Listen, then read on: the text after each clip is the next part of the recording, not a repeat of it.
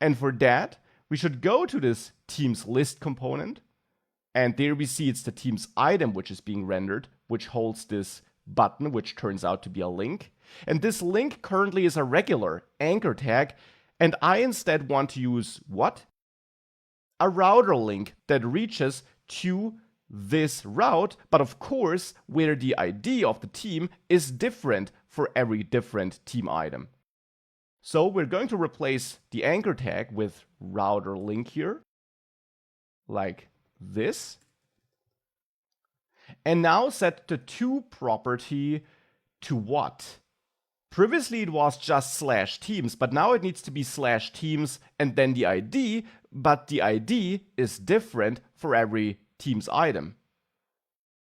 Well, first of all, we should get the ID as a prop here. So I will add ID as a prop so that we have it available inside of the team's item component. Because without having the ID of a team, it will be hard to construct the correct link here.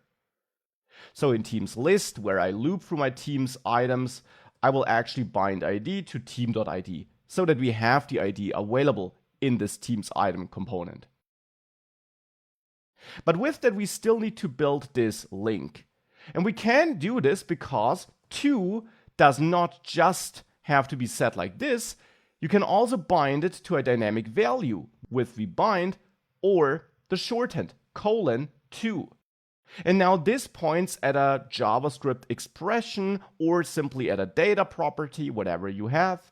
And here we could then derive the full path we want to go to by combining /teams, which is a string here, with single quotes, since this is now a JavaScript expression, / and then plus ID.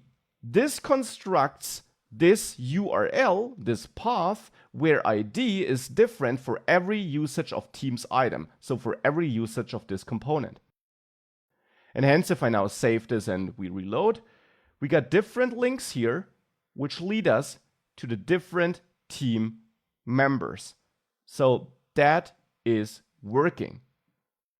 And of course, we could now also take this and outsource it from inside our template here into a computed property to have less logic in the template and have our team members link computed property here, for example, where we return this generated URL, and then here we point at team members link.